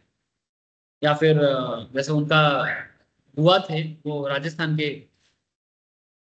सीएम थे, उनका नाम है, का नाम, राजस्थान का सीएम ज्योतिरादित्य सिंधिया का बुआ, मतलब सेम फैमिली क्लैन से। तो अगर कोई पुश्तनी तौर पे रिच है, प्राचीन कारण से या प्रिमिटिव रीजन से, तो वो अलग बात है। बात समझ रहे हो मैं क्या बोल? तो मैं नहीं बोल रहा हूँ, ये रूल बोल रहा है। हम लोग ना कुछ चीजें दिमाग में भर लेते हैं कि नहीं नहीं हम राजनीति करेंगे पैसा कमाने के। ऐसे लोगों को तो राजनीति का वोट भी नहीं देना चाहिए पब्लिक को, लेकिन पब्लिक ऐसे लोगों को ही ज्यादा वोट देता है। चलो यार, क्या बोलेंगे। मैं तो एज ए टीचर बोलूंगा जो सही है, बाकी इंसान अपने जिंदगी में जो ठीक लगे वही करे। अच्छा, there was the responsibility of municipality in this situation. They were negligent in fulfilling their duty. This is what law of torts talks about and much. समझे? यहाँ पर टॉट किसने किया? टॉट फीजर कौन है? कॉर्पोरेशन। टॉट फीजर कौन है? कॉर्पोरेशन। जैसे आप लोगों को कॉन्ट्रोवर्शियल पॉइंट याद आता है, जैसे हमारे कोलकाता में रिसेंटली एक बहुत ही खतरनाक कहानी हुआ है, कहानी नहीं बोलेंगे, गंदा सिचुएशन हुआ है। इसमें हॉस्पिटल्स के अंदर जो चीजें हुआ है, इसमें जो लेडी डॉक्टर थे, स्टूडेंट डॉक्टर थे, फाइनल ईयर में प्रैक्टिसिंग डॉक्टर थे, उनके साथ जो खराब चीज हुआ है, उससे पहले ना बहुत छोटा छोटा चीज भी हुआ है। बाद में तो जो अभी हुआ है वो तो क्राइम हुआ है, वो क्रिमिनल लॉ डील करेगा। लेकिन ये क्रिमिनल लॉ होने से पहले ना, ये क्रिमिनल लॉ एप्लीकेबल होने से पहले बहुत छोटा छोटा टॉट लॉ भी हुआ है। यानी उनको कुछ ना कुछ थ्रेट मिलता था, उनको किसी ना किसी तरह से सताया जाता था। एक दिन में कोई किसी को मार नहीं देता। तो जब ये छोटा छोटा चीज था ना, जब वो टॉट लॉ में ही अगर वो सब चीजें, रॉन्ग डूअर्स को अगर उसी टाइम पे पकड़ा जाता, तो आज इतना बड़ा घटना ना। इसलिए टॉट लॉ का इंपॉर्टेंस बहुत ज्यादा है, क्योंकि ये स्मॉल लेवल में ही चीजों को पकड़ लेता है। जैसे मानो एक सिंपल चीज बता रहा हूँ, समाज में बहुत ऐसी चीजें होते हैं, मानो मैं देखता हूँ इवन बहुत सारे बड़े शहर में, छोटे शहरों में भी, इवन गांव साइड में भी, कॉर्पोरेशन की तरफ से, पंचायत की तरफ से इवनिंग टाइम में, मैंने रात को, बहुत जगह में स्ट्रीट लाइट नहीं होता है ना, रास्ता एकदम सुनसान लगता है, और जहां अंधेरा वहीं पर क्राइम होने का सीन बन सकता है। तो भाई जब कॉर्पोरेशन को, पंचायत को या जिला परिषद को लाइट लगाने का जिम्मा है ना, आज के डेट में हमारे देश में इलेक्ट्रिसिटी का अभाव है क्या? तो फिर जब इलेक्ट्रिसिटी का अभाव नहीं है, तो वो लाइट, एक लाइट लगाने से क्या दिक्कत है? जस्ट बिकॉज एक स्ट्रीट लैंप ना होने के कारण अगर किसी लड़की के साथ कुछ खराब हो जाता है, इसका जिम्मा कौन उठाएगा? क्योंकि लाइट होने से वहां पर कोई क्राइम नहीं कर सकता, है ना? तो क्यों लाइट क्यों नहीं लगाएंगे? खराब होने पे ही लाइट लगाएंगे, क्यों नहीं लगाएंगे लाइट? तो बेसिकली जिनको काम दिया गया है ना, ये सब लाइट का पैसा मांगता है, छोटा छोटा करके। एक एक लाइट के पीछे अगर मानो 1000-1500 का लाइट आता है, महंगा आता है, जो स्ट्रीट लाइट होते हैं, जो हेलोजन टाइप के होते हैं ना, वो सब महंगा आता है। अगर 1000 का भी लाइट होता है, अगर मानो एक एरिया में 50 लाइट लगाना है, तो 50,000 टका। ऐसा करते करते करोड़पति बन जाते हैं, अपने घर का सारा लाइट लगा लेता है। तो क्यों? इसका जिम्मा कौन लेगा? किसी सुनसान सड़क में किसी लड़की के साथ कुछ भी खराब होता है, या किसी के साथ भी कुछ बदतर चीजें होते हैं, इसका रिस्पॉन्सिबिलिटीज कौन लेगा? तो लाइट खराब होने ही सरकार ने क्यों ऐसा नियम नहीं बनाएगा कि लाइट अगर एक दिन से ज्यादा किसी अगर एरिया में खराब होकर पड़ा रहेगा, तो उस एरिया का जो कॉर्पोरेशन का जो मेयर है, या फिर उस एरिया का जो रिस्पॉन्सिबिलिटी ले रहा है, उनको जवाब देना पड़ेगा, या फिर अपने पॉकेट से लगाना। इतना नियम करने से क्या दिक्कत? क्या क्या करते हैं स्टेट का चीफ मिनिस्टर लोग? क्या करते हैं? इतना नियम नहीं लगा सकता, बड़ा बड़ा हाँकता रहता है। एक डिसिप्लिनरी सिस्टम डेवलप करने में क्या दिक्कत है? सारा चीज चुटकी में ठीक हो सकता है। अरे है तो तुम्हारे तुम्हारे बातों में ही तो सब चलता है। अगर मेरे बातों में लोग खराब कर सकता है, तो मेरे बातों में लोग अच्छा भी कर सकता है। हम लोग बोलते हैं नहीं नहीं सर ऐसा ही है, अरे कुछ भी ऐसा नहीं, ये लोगों का पूरा आदत है। अगर मैं बोल रहा हूँ कि तुम चोरी करो, या चोरी करने का तुमको जगह दे रहा हूँ, अगर मैं बोलूंगा कि भाई तुम चोरी नहीं कर सकते, तो किसका दम है चोरी करेगा? चोरी करेगा तो सस्पेंड कर देंगे, फिर बीवी बच्चा लेकर रास्ते में रहोगे। इतना डर नहीं, इतना डिसिप्लिनरी एक्शन नहीं ले सकता। इसका मतलब चोर ऊपर लेवल तक। चाहे किसी भी स्टेट का हालत खराब हो, रीजन एकदम सिंपल है, इसके लिए कोई पीएचडी करने का जरूरत नहीं होता। लेकिन इतना भी लोगों के दिमाग में नहीं जाता है, इतना बात भी आम आदमी को समझ में नहीं आता, और समाज में टॉट बढ़ता जाता है। समझ में आ रहा है ना? देखो सर, मैं ऑलवेज मानता हूं कि मैं सिर्फ टॉपिक नहीं पढ़ा था, मैं टॉपिक के मतलब तक पहुंचने का कोशिश करता हूं। अगर आपको मतलब समझ में आ जाए ये लॉ क्यों है, तो फिर आप खुद ही पढ़ लोगे। और उसी में मैं पूरा कोशिश करता हूँ कि आपको सब्जेक्ट बता दूं, सब्जेक्ट का मतलब बता दूं, इस सब्जेक्ट इस टॉपिक के पीछे का रीजंस बता दो। बाकी तो आप लोग प्रोफेशनल बनने के लिए आए हो, तो फिर अगर मतलब पता चल जाए तो बाकी आप नहीं करोगे क्या? हाँ सर, बोलो। एज ए स्टूडेंट इतना तो आपको होना चाहिए। मैं थोड़ी ना आपको रटा सकता हूँ, मैं तो आपके दिमाग में चीजें मेमोराइज करा सकता हूँ। हाँ, समझा सकता हूँ, समझ जो चीज समझ में आएगा वो मेमोराइज हो जाएगा। जो समझ में नहीं आएगा कोशिश करके भी मेमोराइज नहीं हो सकता। The word taught has been derived from the Latin word tortum, which means twisted or crooked. According to Salmon, tort is a civil wrong for which the remedy Salmon gone famous general law मैंने हमारे समाज में जो law बना है, इस law का एक बहुत ही पॉपुलर ऑथर बोल सकता हूँ वर्ल्ड वाइड, सलमान के नाम पे जाना जाता है। तो tort is a civil wrong for which the remedy is a common law action for unliquidated damages and which is not exclusively the breach of contract. Unliquidated damages माने आप लोगों में पहले ही बोल रहा था, वैसे नॉर्मली कॉन्ट्रैक्ट में क्या होता है पता होता है नॉर्मली कि क्या प्रॉब्लम हुआ है या किसने किसके साथ ब्रीच किया है, लेकिन टॉर्ट प्रॉब्लम में तो कोई कॉन्ट्रैक्ट वगैरह का मतलब नहीं होता ना, इसलिए अनलिक्विडेटेड है। यानी ये एग्जैक्टली कहना मुश्किल है कि कितना डैमेज क्लेम किया जाएगा, इसलिए which is not exclusively the breach of contract or the breach of trust other merely equitable obligation. ये बेसिकली एक ऑब्लिगेशन बनता है, जो जिसके साथ धोखा करेगा उसको उल्टा साइड में देखा जाएगा, बाकी जज डिसाइड करेगा। It is different from breach of contract and trust. Tort is when the act of one party causes some harm to other party due to negligence, carelessness on the part of the another party. The one who sues is known as plaintiff. जो case करता है उसे plaintiff कहते हैं, and one who is sued जिसके against में case होता है उसे defendant। ठीक है, जो सू करता है उसे plaintiff कहते हैं, and जिसके against में केस होता है उसे defendant कहते हैं। The person who causes such harm shall be made liable to pay compensation to the injured party, that is plaintiff, and this compensation can be in the form of money. This money received in the form of compensation is known as damages. In order to claim damages, there must be some breach of duty towards plaintiff which resulted in such injury. Even if the harm which is caused was not intentional but due to carelessness or negligence, then also the other party can be. Tort allows people to hold the other person accountable for the injuries suffered by। ये सभी बातें मैं already आप लोगों को अलग अलग example के थ्रू से समझा दिया, इसलिए और मैं इसमें कुछ ज्यादा बोल नहीं रहा हूँ। लॉ ऑफ टॉर्ट का जो मेन एसेंशियल्स होते हैं, तो उसका पहला बात तो एक्ट होता है। ठीक है, to constitute tort there must be an act which can either be negative or positive. There must be some breach of duty to constitute such wrongful act or omission. Breach of duty माने किसी का कुछ कर्तव्य था जो उसने नहीं किया, तो अगर आप नहीं करोगे तो फिर ऑटोमेटिकली वो टॉर्ट में बदल जाएगा, है ना।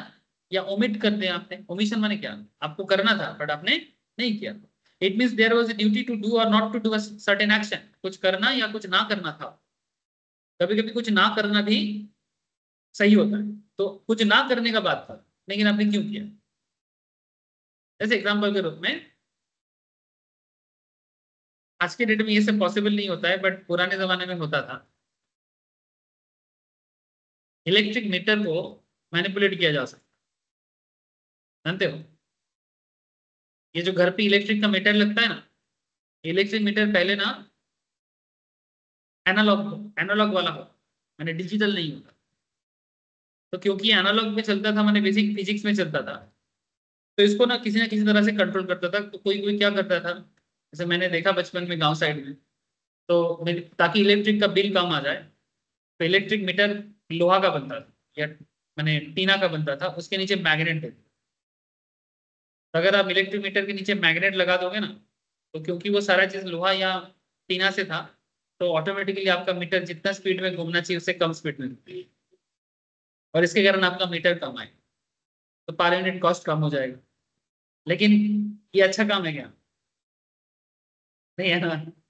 तो सिंपल बात है, यहाँ पर दो चीज कर रहे हो आप, यहाँ पर लॉ तोड़ रहे हो और यहाँ पर आपको ये नहीं करना चाहिए, ये नहीं करना चाहिए।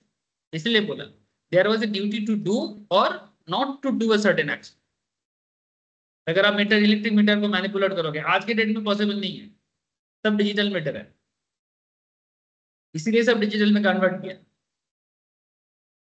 सब कुछ डिजिटल में कन्वर्ट इसीलिए किया गया क्योंकि पुराने जितना भी मीटर्स कॉन्सेप्ट है इलेक्ट्रिक का वो सब मैनिपुलेशन हो सकता था, लोग उसके साथ खेल खेलता था, दिमाग लगा लेता था, सब एकदम फिजिक्स बन जाता था।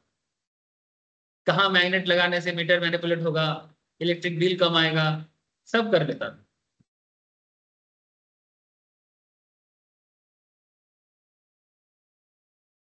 समझे सर? इसलिए बोलता है एक्ट और ओमिशन। जो एक्ट माने यहाँ पर वो एक्ट नहीं, एक्ट माने कुछ करने को बोल रहे हैं। यहाँ पर एक्ट माने एक्टिंग को बोल रहे हैं। यहाँ पर एक्ट माने टॉट लॉ का एक्ट को नहीं बोल रहे, एक्टिंग को बोल रहे। So there is a duty to do or not to do. Which reasonable man is expected to act under certain circumstances? If a corporation maintains a children park which has a poisonous plant but fails to put proper fencing, if one of the children eats a fruit from the tree and dies, then the corporation can be held liable for such an omission. A person cannot be held liable for social or moral wrong. For example, if somebody fails to help a starving man, then he cannot be held liable because it is a moral wrong unless some legal duty can be proved. माने concept is like that. अगर मानो आप रास्ते में जा रहे हो और कोई किसी को कोई काफी दिक्कत है, सपोज एक्सीडेंट हुआ है, आप उनको हेल्प नहीं किए, अगर हेल्प करते तो शायद वो बच जाता।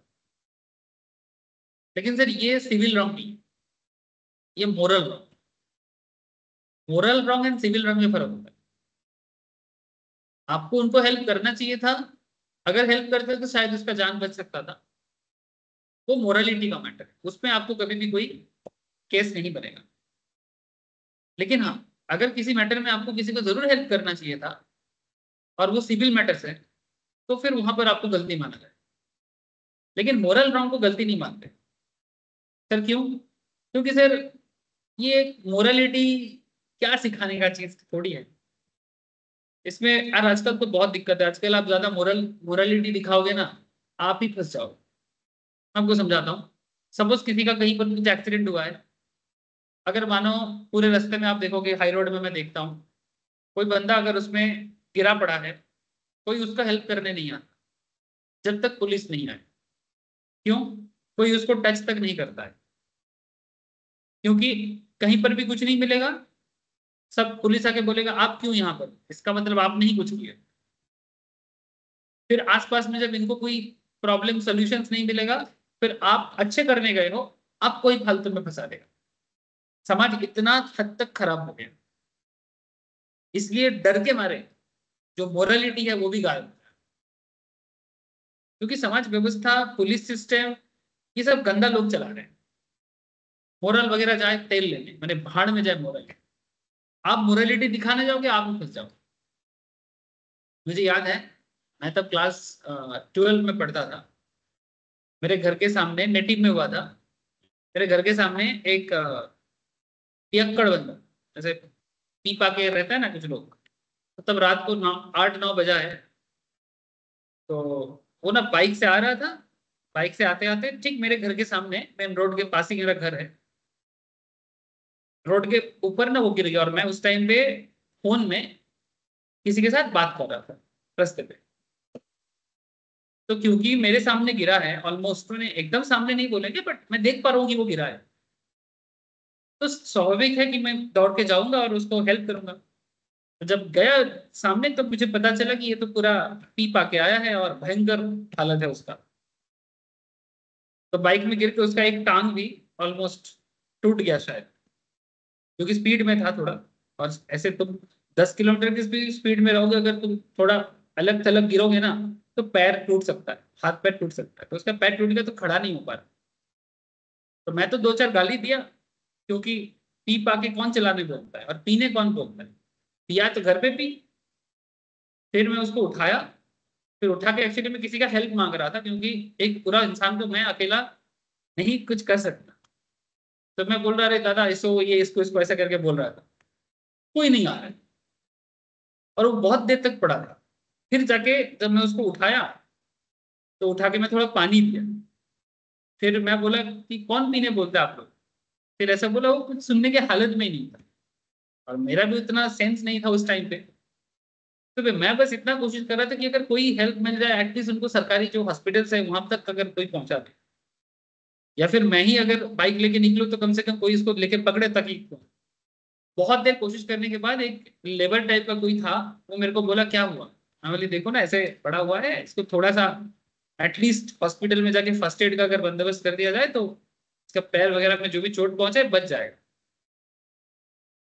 तो मैं कुछ देर तक उसको लेके गया, तो उसके बाद वो लेबर लोग बोल रहे छोड़ो ये सब माता लताल को लेके आप कहीं क्यों चक्कर में पड़ रहे हो, सब पियक्कड़ लोग हैं, हमें दे दो हम लोग पहुंचा दें।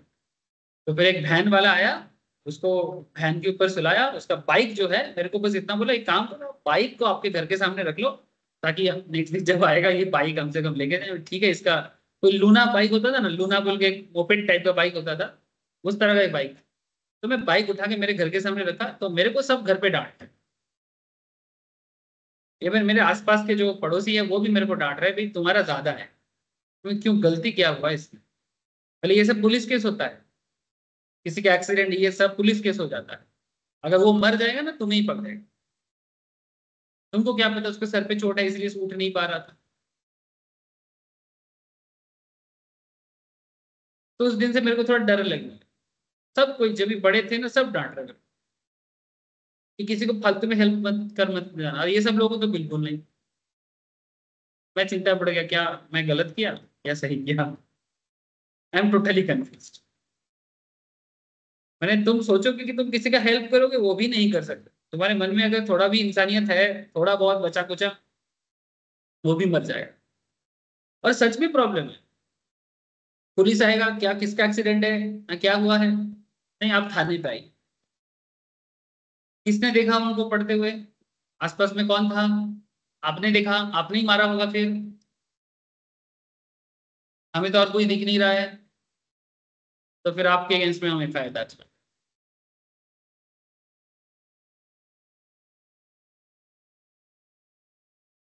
समझ रहे सर, मैंने ऐसे ऐसा चीजें देखने को मिला।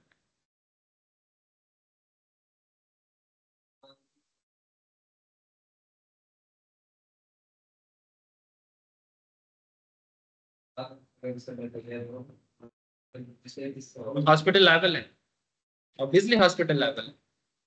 अगर हॉस्पिटल मना कर देता है कि हम ट्रीटमेंट नहीं करेंगे, और उसके बाद किसी पेशेंट का डेथ हो जाता है, तो ऑब्वियसली हॉस्पिटल लायबल है। देखो हॉस्पिटल्स का कुछ रूल्स है, मुझे एग्जैक्टली पूरा रूल्स का नॉलेज नहीं है, बट एक बेसिक रूल्स का मतलब मुझे पता है कि अगर कोई पेशेंट इमरजेंसी हालत में जाते हैं तो हॉस्पिटल ना एक बेसिक लाइफ सेविंग्स कॉन्सेप्ट में जितना कर सकता है वो जरूर करेगा। जैसे दो चीजें हैं, जो पेशेंट गया है वो किस हालत में गया है, ये भी एक चीजें हैं कि क्या वो ऐसा कोई रोग लेके गया है जो रोग का एडमिशन उधर नहीं होता है। से फॉर एग्जाम्पल कुछ रोग ऐसे होते हैं, जैसे मानो कोविड जब हुआ था, तो कोविड पेशेंट्स को हर हॉस्पिटल एक्सेप्ट नहीं करता। कोविड पेशेंट का एक अलग ही जगह होता था जहां पर कोविड पेशेंट को रखा था। अब मानो कि क्यों, कोविड एक संक्रामक है ना, तो संक्रामक कोई चीज लेके अगर आप जाओगे तो हॉस्पिटल बोल सकते हैं कि हम संक्रामक का पेशेंट्स का ट्रीटमेंट नहीं करते, तो आप वहीं पर जाओ जहां पर संक्रामक का होता है, तो सरकारी लेवल में जाना पड़ता है। ये सब केस में सरकार, प्राइवेट हॉस्पिटल मैक्सिमम केस में संक्रामक चीजों का नहीं करते, क्यों, वो प्राइवेटली लोगों को ट्रीट करते हैं। तो ऐसे केसेस में अगर वो उनके रूल्स के अगेंस्ट में है तो फिर वो आपको एडमिशन नहीं करेगा, और उसके बाद अगर किसी कुछ होता है तो इसमें हॉस्पिटल लागू नहीं है। लेकिन ऐसा संक्रामक मैटर का कोई मैटर नहीं है। अच्छा, यहाँ पर अगर प्राइवेट हॉस्पिटल का मैटर है तो इनका कुछ फीस जमा करने का मैटर होता है कि आप पहले इतना पैसा जमा करो फिर आप एडमिशन लेंगे। तो कुछ हद तक नहीं, एक सर्टेन लेवल तक वो सही बोलता है, क्योंकि अगर आप प्राइवेट हॉस्पिटल में लेके जा रहे हो तो ऑब्वियस बात है कि आप पॉकेट में पैसा लेके जाओ, क्योंकि वो प्राइवेट हॉस्पिटल। अगर आप सरकारी हॉस्पिटल में लेके जाते हैं और वहां पर भी उसका ट्रीटमेंट नहीं होता है और वो मर जाता है, तो ऑब्वियसली यहाँ पर सरकारी हॉस्पिटल लेवल है, सरकारी हॉस्पिटल को लेना पड़ता है। अच्छा, सरकारी में भी बहुत बाइक कनेक्ट है, वो डिफरेंस होता है कि कहाँ पर कौन सा पेशेंट्स को लेके जाना चाहिए।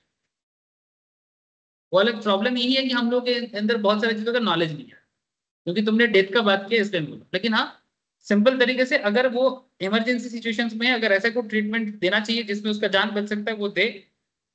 उसके बाद फीस का मैटर बाद में, इसलिए हॉस्पिटल के इमरजेंसी में जाने, कुछ हॉस्पिटल आज भी अच्छे हैं, वो जाते ही फीस नहीं मांगता है। तो पहले तुम्हारा जो बेसिक चीजें हैं वो मैंने जांच पड़ताछ करता है, फिर जो अगर कुछ मेडिसिन देके तुम्हारा जान को कुछ, जैसे मानो ऑक्सीजन देना है या फिर कुछ मास्क देना है, वो दे देगा। उसके बाद आगे जाके आपका जो भी एडमिशन फॉर्मेलिटीज है वो कंप्लीट कर। मेरे चाचा का एक बार एक्सीडेंट हो गया था बहुत भयंकर ट्रक के साथ। एक्चुअली चाचा खुद ही ट्रक में थे, तो उनका स्पाइनल कॉर्ड पूरा टूट गया था, एकदम लाइफ के साथ लड़ रहा था।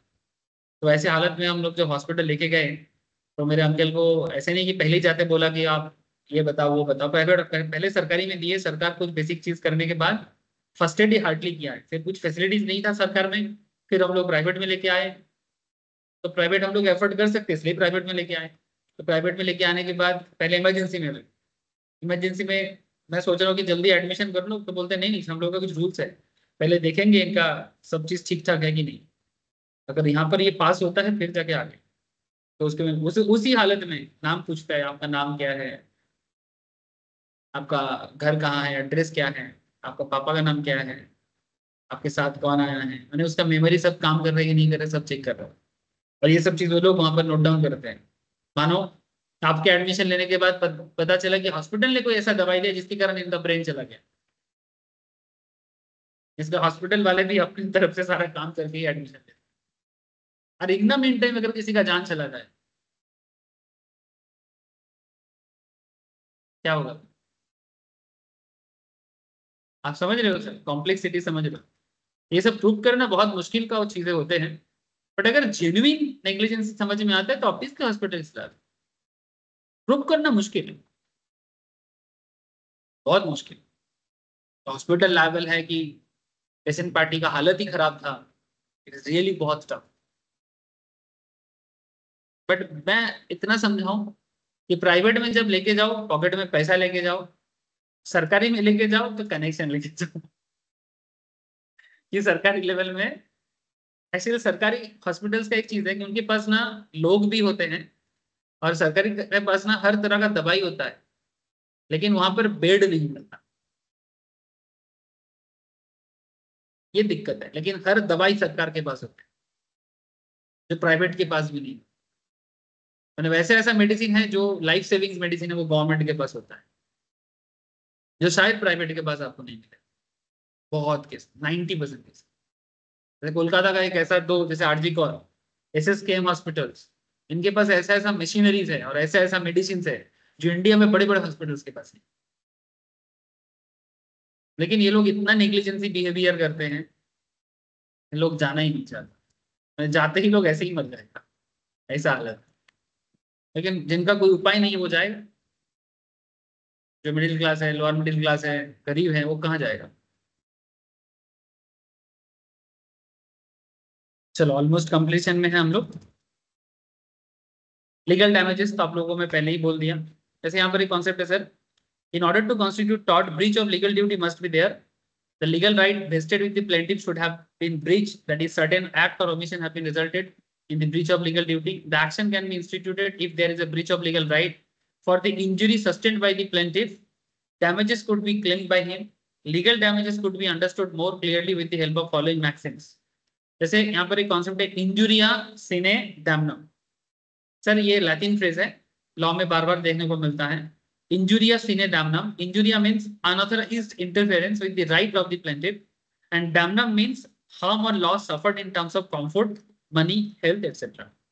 When there is a violation legal right without any harm to the plaintiff can approach the plaintiff माने जिनके अगेंस्ट में प्लेंटिफ माने जो केस लेके जा रहा है, और डिफेंडेंट माने जिसके अगेंस्ट में केस हो रहा है। तो इंजुरिया सिने दामनम क्या हुआ? इंजुरिया means unauthorised interference with the right of the plaintiff. दामनम मतलब harm or loss suffered in terms of comfort, money, health, etc. When there is violation legal right, अगर legal right violate हो रहा है, any harm to the plaintiff, the plaintiff can approach the, इसे बोलते हैं इंजुरिया सीने। ये चीज हुआ था एशबी वर्सेस वाइट के केस में। The plaintiff was detained by the defendant, a returning officer. The plaintiff was a qualified voter. जो प्लेंटिफ था वो क्वालिफाइड वोटर था, लेकिन किसी ने उसको वोट देने के लिए मना मैंने पकड़ के रखा। तो आपका वोटिंग राइट्स कोई छीन नहीं सकता, ठीक है? The plaintiff was detained by the defendant, a returning officer. The plaintiff was qualified voter at the parliamentary election, but due to detention, his voting right was violated. The plaintiff sued the defendant for violation of his legal right. Since there is a right, there is also a remedy available for it. आपका voting right कोई नहीं छीन सकता, समझ में आ रहा है? आपका voting rights कोई नहीं छीन, आज माथे में जा रहे हैं।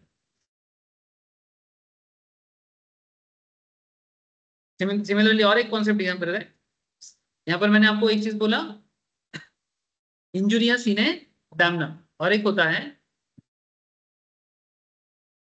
डैमनम सीने इंजुरिया, डैमनम सीने इंजुरिया. According to this maxim, there is some injury caused to the plaintiff without any unauthorized interference to plaintiff's legal right. A person cannot claim damages in law even if the injury is caused due to deliberate act of the defendant, as long as the other party is exercising his legal right. For example, a defendant set up a school exactly in front of the school of the plaintiff. किसी ने school बनाया exactly plaintiff के सामने. The plaintiff suffered loss because of rival schools, as he has to lower the fees and many students took admission to defendant's school. There is no remedy available for this loss suffered by him. The defendant has not done anything in excess of his legal right. तुमको किसी के school के सामने school खोलने से क्या दिक्कत है? तुम फीस कम रखोगे तो क्या दिक्कत है? इसके लिए कोई डैमेज नहीं है. डैमनम सीने इंजुरी, इसमें तुमको इंजुरी जरूर है, इसके लिए तुमको इंजुरी जरूर है, लेकिन इसके लिए आप क्लेम नहीं कर सकते. पहले वाला केस में आप क्लेम कर सकते हो, इस केस में आप क्लेम नहीं कर सकते. इसको बोलते हैं डैमनम सीने. ठीक है, याद रहेगा. नीचे ना आपको कुछ और भी टॉर्ट के साथ नॉर्मल जो क्राइम का डिफरेंस दिया गया है. ठीक है, tort is not crime, but क्या डिफरेंस है एक बार प्लीज गो थ्रू कर लीजिएगा. कोई डाउट हो तो मुझे एक बार पूछ दीजिए. ठीक है, ये नोट्स मेरे से कलेक्ट कर लेना sir. Okay sir. Bye, sir. Thank you, sir. Bye sir, thank you sir. Bye, sir. Bye sir. Bye sir.